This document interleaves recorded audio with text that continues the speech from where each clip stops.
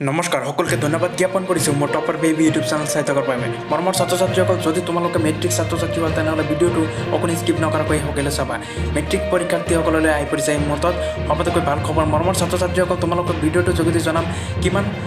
question paper 2023 বৰ্ষৰ matric পৰীক্ষাৰ্থীসকলৰ বাবে সহজ হ'ব কিমান পাৰ্চেণ্ট সহজ হ'ব আৰু কিমান পাৰ্চেণ্ট কঠিন হ'ব অভিয়াস ভিডিঅ'টোৰ মাজত আলোচনা কৰিম মৰমৰ ছাত্ৰ ছাত্ৰীসকল তোমালোকৰ এক্সাম শ্বেডিউল কেনেকুৱা হ'ব অভিয়াস ভিডিঅ'টোৰ মাজত আলোচনা কৰিম যদি তোমালোকে হাই ছেকেণ্ডাৰী ষ্টুডেণ্ট হোৱা তেনেহ'লে ভিডিঅ'টো মেট্ৰিক ছাত্ৰ ছাত্ৰীসকলে শ্বেয়াৰ কৰি দিব পাৰা মৰমৰ ছাত্ৰ ছাত্ৰীসকল তেওঁলোকক জানিবলৈ সুবিধা কৰি দিব পাৰা যে মেট্ৰিক পৰীক্ষাৰ্থীসকলৰ যিকেইটা ইনষ্ট্ৰাকশ্যন আছে সিহঁতে জানিব পাৰে মৰমৰ ছাত্ৰ ছাত্ৰীসকল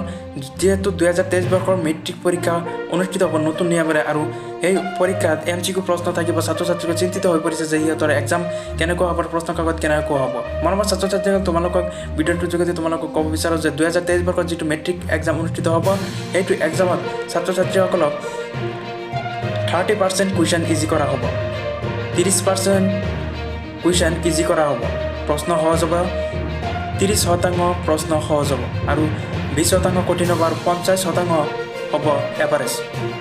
মধ্যমীয়া প্ৰশ্ন হ'ব ছাত্ৰ ছাত্ৰীসকলে পাছ কৰিব পাৰিব 2023 বৰ্ষৰ মেট্ৰিক পৰীক্ষা ইমানো কঠিন নহয় 2023 বৰ্ষৰ মেট্ৰিক পৰীক্ষা মৰমৰ ছাত্ৰ ছাত্ৰীসকলে এক্সাম শ্বেডিউল ইয়াত স্পষ্টকৈ দেখুওৱা আছে মৰ্ণিং টাইমত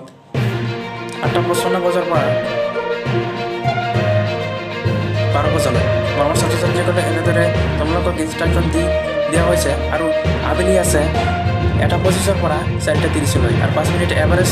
সময় 5 মিনিট অতিৰিক্ত সময় দিয়া হ'ব তোমালোকক পঢ়িবলৈ মৰমৰ ছাত্ৰ ছাত্ৰীক ভিডিঅ'টো শেষলৈ চোৱাৰ বাবে ধন্যবাদ জ্ঞাপন কৰিছোঁ